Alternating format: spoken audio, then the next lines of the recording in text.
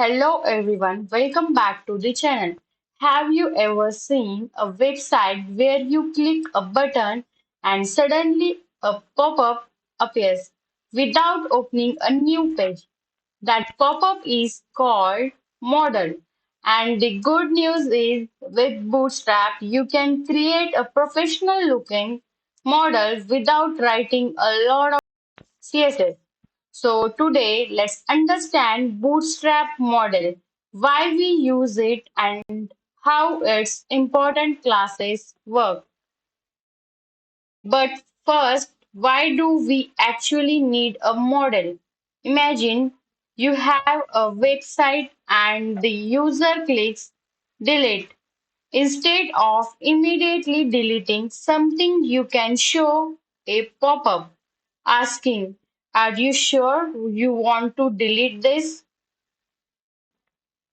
You can also use models for login forms, registration form, confirmation message, showing additional information, edit forms. So models are very useful in real world website. Now let's see how Bootstrap makes this easier. Here, Bootstrap provides different model examples. I'm going to use the basic example, understand how the model is structured. We have model class. This is the main Bootstrap class for creating a model component. Think of this as the main wrapper of our model.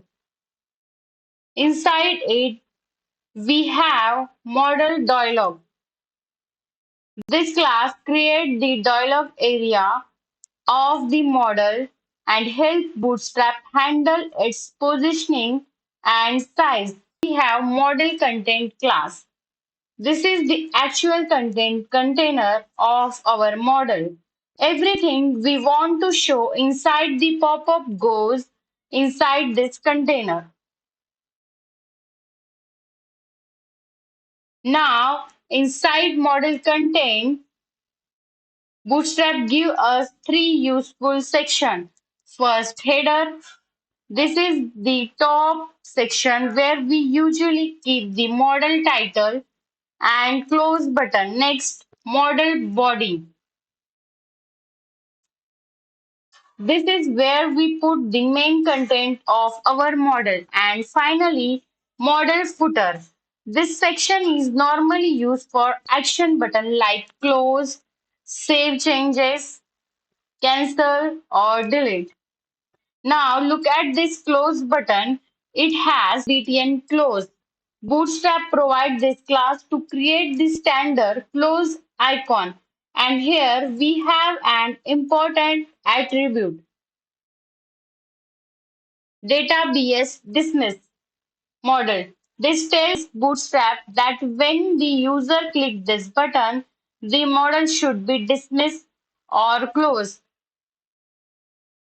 Here we have also btn secondary, btn primary. These are simply Bootstrap button classes. Remember, this is the output. So remember this structure because you will see it again and again. Model dialog, content, header, body, and footer. Once you understand this structure, creating and customizing Bootstrap models become much easier. Now, here's your task. Don't just watch this video and move on. Open your code editor and try creating your own model from scratch. For example, create a delete confirmation model or a login model and a registration model. Change the title, content, and button according to your own example. And if you forget a class, don't immediately copy someone else's code. Go back to the Bootstrap documentation, check it and try again.